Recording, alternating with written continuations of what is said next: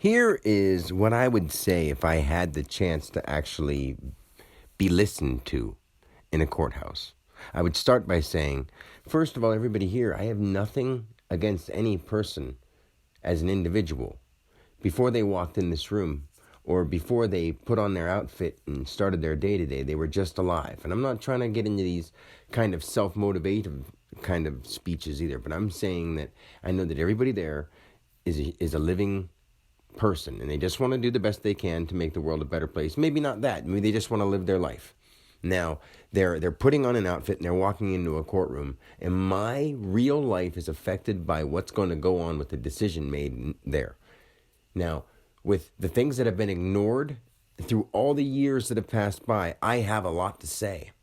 Now, that's just on my personal level. With what has happened to me in reality, on a spiritual level, is so much more important to me to speak about, because that affects everybody. And it's very important that my personal issues with the child support and all that kind of stuff do not matter to me, because I don't believe in this whole faction of government at all. And just because these people work there, now take their jobs away from it, and if they can look at themselves as a living person, and I'm a living being, and I have nothing against any of them, and I'm not trying to be a problem or a thorn on anybody's side. I've worked really hard, I've done a lot of things, and I can still offer a lot of good. Just do not agree with money, and just do not agree with people telling me how I'm supposed to live my life, because I'm going to live properly. So I don't need any of that. And because I can make my own choice, and I am free, I am not bound by any rules or laws that anybody wrote down before me.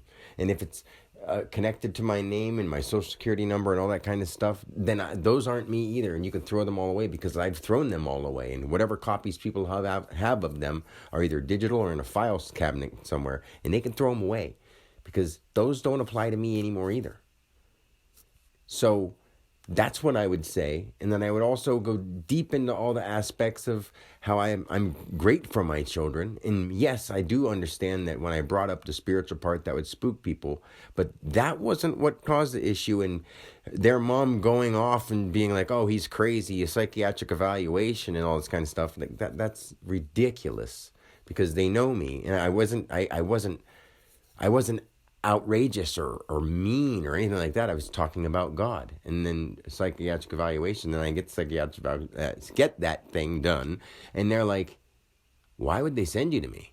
Like, he was like, I would just continue to do what you're doing without even, just don't tell anybody, because that's just a weird thing to have a professional psychologist or a psychiatric evaluator tell you, because they know that you have a point, but people just aren't going to listen. That's not good. That just goes to show you that even he himself was sort of chicken.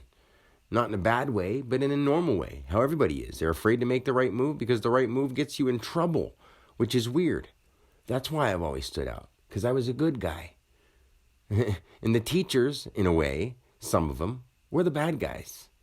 I do admit that some of the times that I was rude or perverted or anything like that, but I was growing up at that point in time too. But there's a lot of times I stood up for the right reasons, or said, no, you can't tell me what to do, and I got in trouble for it because of the position somebody put themselves in, and the level of authority they held themselves at. We all go through this, and it's time for us to start standing up for ourselves and not putting ourselves in situations where we even have to determine that this person is in control of me. If you're learning something from this person, then you're learning something from them.